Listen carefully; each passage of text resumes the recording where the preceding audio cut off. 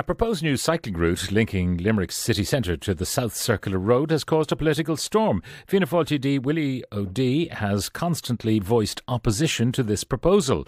Well, I'm joined now by Brian Ledden, who's the Green Party TD for Limerick City, who takes an opposing view to Willie O'D. Brian, good morning and welcome. Good morning, Pat. Tell us a little bit about this cycling lane. Who will it serve? How many are likely to use it? Because I presume cyclists are plying the route at the moment in some danger to themselves. Yeah, indeed. And it's probably misdescribed as city centre to the South Circular Road. It would run along the South Circular Road, but actually it connects the very large suburb of Raheen and Dooradoyle, which has the University Hospital Limerick, thousands of workers there, the Crescent Shopping Centre, and critically the Raheen Industrial Estate, which has about 6,000 workers in it. So it would, and as well as that, in the suburb there are tens of thousands of people living and numerous primary and secondary schools. So it's really about connecting a key suburb of Limerick City with the city centre, and there is really no other way to do it other than to go along the South Circular Road. Yeah. Now, what's there at the moment along the South Circular Road? I mean, is it two lanes? Is it in both directions? Is it one lane? I mean, what has to go?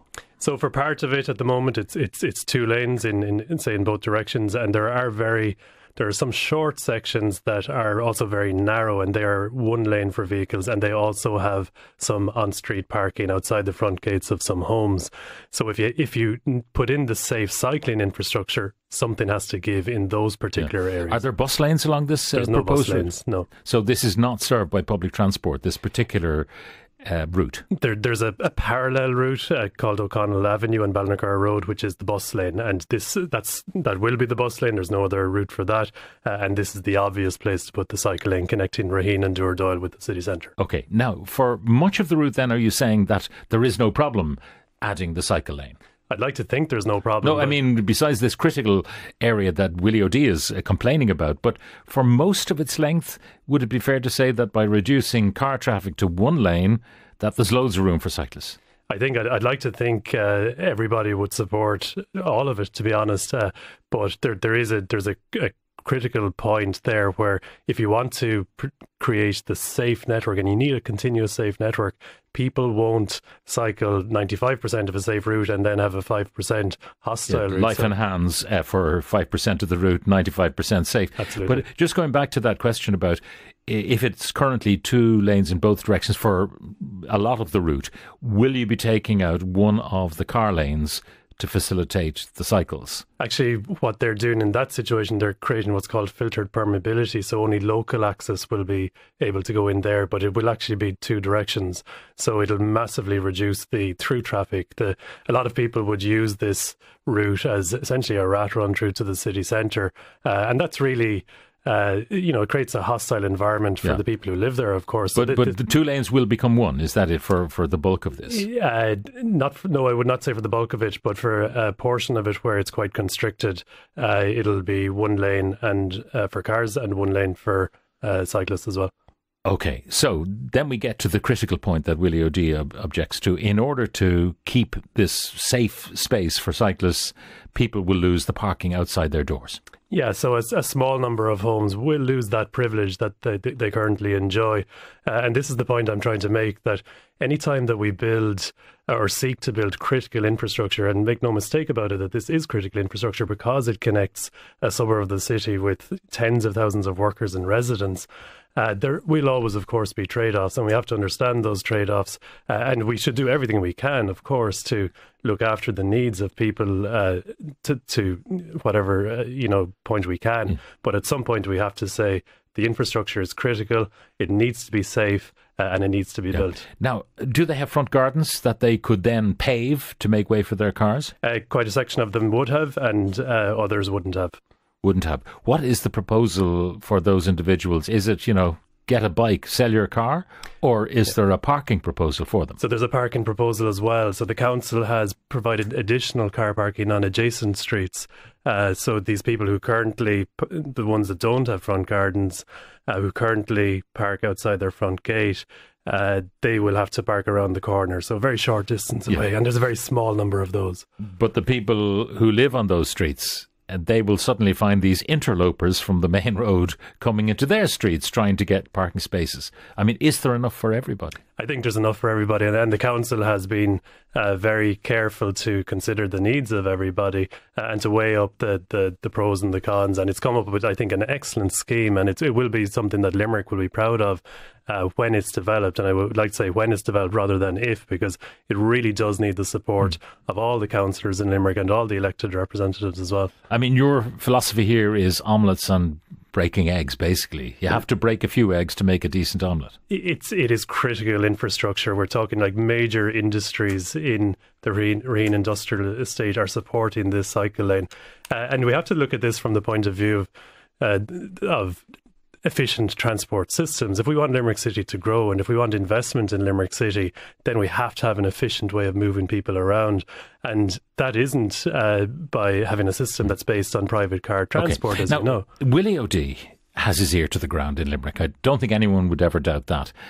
He is not likely to take a political line that will lose him votes. So he's obviously taking a line that he thinks besides having maybe a conscientious objection to this on behalf of his constituents, he wouldn't be going so big on this if he didn't think that the majority of people will be behind him. Yeah, I think he's taken a very short-term view, and really he's elected to take a long-term view. Like, this is critical infrastructure, and as national politicians, we should always take the long-term view.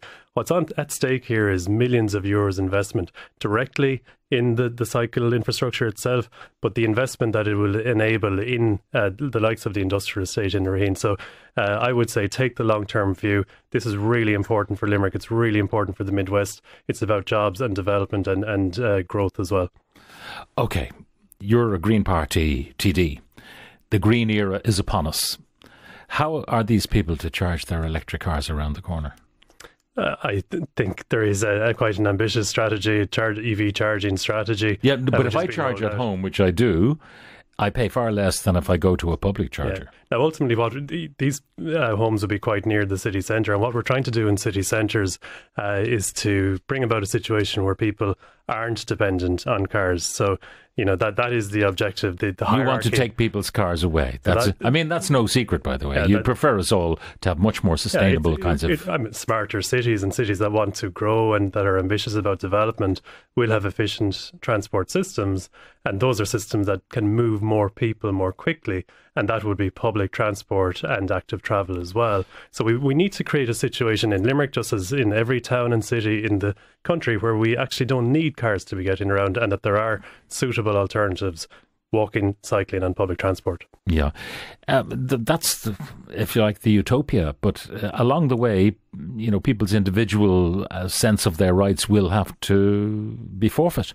And this is, you know, and it would any critical infrastructure, you know, that we need to grow as a city or as a country, there are always going to be some trade-offs. I would say in this situation, the trade-offs are quite small versus the benefit that would come from the infrastructure. And I would encourage the local authority to do everything it can to look after the needs, genuine, legitimate needs. I'm just thinking, though, if I was an owner of a property there and I saw that I will not be able to sell my property to someone who has a car, because that's the reality. Yeah, and so you're devaluing the property of those individuals by depriving them of what they had taken for granted, even though it's not a right. But on-street parking, they had it. Yeah, it's not they could sell their houses probably easily. You may make those houses, even in a housing crisis, unsellable. It's not a right, but it's certainly a privilege that a lot of people in our country enjoy. But it's actually not true that the value of properties reduces when you put in this infrastructure. Actually, all the evidence is that the value of the properties increases when you put this infrastructure. And that's not something that's widely known, because what you're giving to people... that you'll be selling to bike owners who will cherish the safety. Well, essentially, you're putting excellent infrastructure outside their front door. If you look at even in Dublin, the coastal mobility route out to Dunleary, there's very strong evidence there that the value of properties along that route has increased since that infrastructure was put in during COVID. That's a debate entirely for another day. These temporary little arrangements that become permanent, because they were experimental and they never went away. We do need to create permanent infrastructure.